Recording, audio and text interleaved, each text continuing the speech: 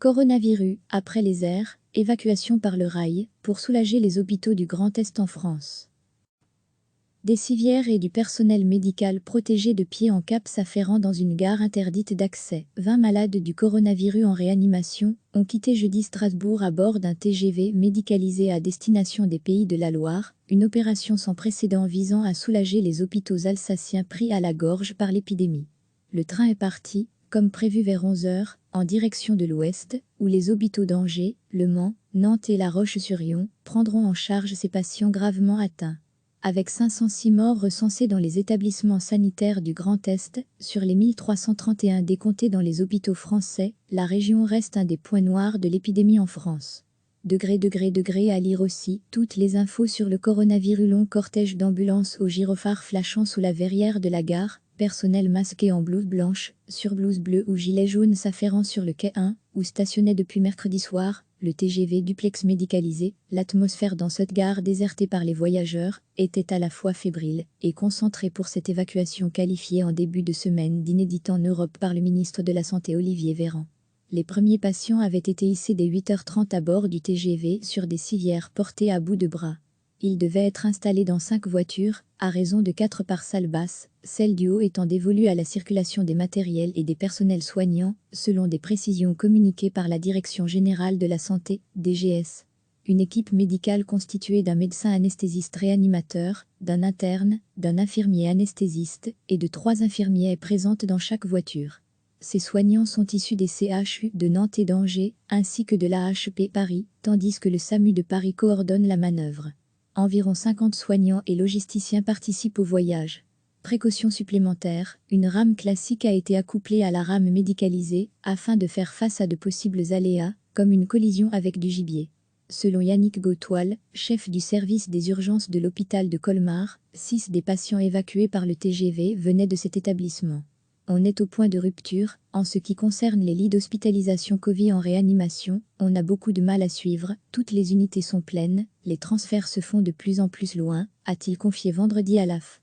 Pour son confrère, le docteur Marc Noiset, de l'hôpital Émile Muller de Mulhouse, en première ligne face à l'épidémie, la situation est inédite, c'est du jamais vu, le système est submergé, c'est très inquiétant. Afin de soulager les hôpitaux du Grand Est, plusieurs opérations d'évacuation de patients ont précédemment été conduites par un Airbus de l'armée de l'air vers d'autres établissements de soins en France, une première également. Des évacuations ont été organisées aussi, par hélicoptère vers des hôpitaux français moins sollicités. Et depuis le week-end dernier, les pays frontaliers sont également venus à la rescousse du Grand Est, accueillant plusieurs malades. Une quarantaine de lits de réanimation ont été mis à disposition des patients alsaciens, mais aussi lorrains par l'Allemagne, la Suisse et le Luxembourg. Autre première, à Mulhouse, un hôpital militaire de campagne, visité mercredi par le président Emmanuel Macron, a été déployé cette semaine au pied de l'hôpital civil, afin de prendre en charge une trentaine de ses patients. Recevez chaque matin l'essentiel de l'actualité. Des civières et du personnel médical protégé de pied en cap s'afférant dans une gare interdite d'accès. 20 malades du coronavirus en réanimation ont quitté jeudi Strasbourg à bord d'un TGV médicalisé à destination des Pays de la Loire, une opération sans précédent visant à soulager les hôpitaux alsaciens pris à la gorge par l'épidémie. Le train est parti, comme prévu vers 11 h, en direction de l'ouest, où les hôpitaux d'Angers, Le Mans, Nantes et La Roche-sur-Yon prendront en charge ces patients gravement atteints. Avec 506 morts recensés dans les établissements sanitaires du Grand Est, sur les 1331 décomptés dans les hôpitaux français, la région reste un des points noirs de l'épidémie en France.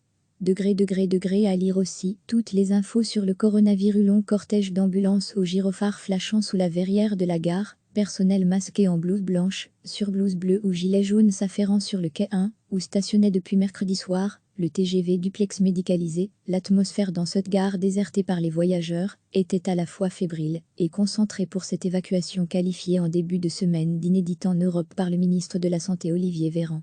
Les premiers patients avaient été hissés dès 8h30 à bord du TGV sur des civières portées à bout de bras.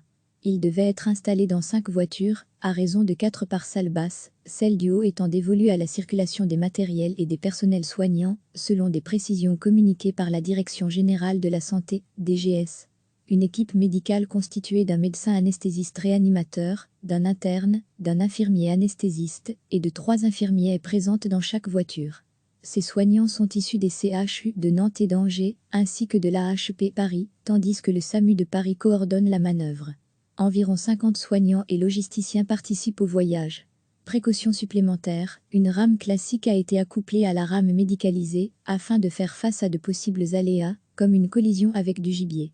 Selon Yannick Gautoil, chef du service des urgences de l'hôpital de Colmar, 6 des patients évacués par le TGV venaient de cet établissement. On est au point de rupture, en ce qui concerne les lits d'hospitalisation Covid en réanimation, on a beaucoup de mal à suivre, toutes les unités sont pleines, les transferts se font de plus en plus loin, a-t-il confié vendredi à l'AF. Pour son confrère, le docteur Marc Noiset, de l'hôpital Émile Muller de Mulhouse, en première ligne face à l'épidémie, la situation est inédite, c'est du jamais vu, le système est submergé, c'est très inquiétant. Afin de soulager les hôpitaux du Grand Est, plusieurs opérations d'évacuation de patients ont précédemment été conduites par un Airbus de l'armée de l'air vers d'autres établissements de soins en France, une première également. Des évacuations ont été organisées aussi, par hélicoptère vers des hôpitaux français moins sollicités. Et depuis le week-end dernier, les pays frontaliers sont également venus à la rescousse du Grand Est, accueillant plusieurs malades. Une quarantaine de lits de réanimation ont été mis à disposition des patients alsaciens, mais aussi lorrains par l'Allemagne, la Suisse et le Luxembourg.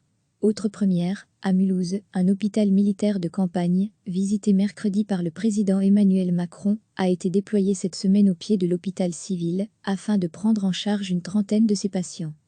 Cliquez sur s'abonner pour recevoir les dernières nouvelles.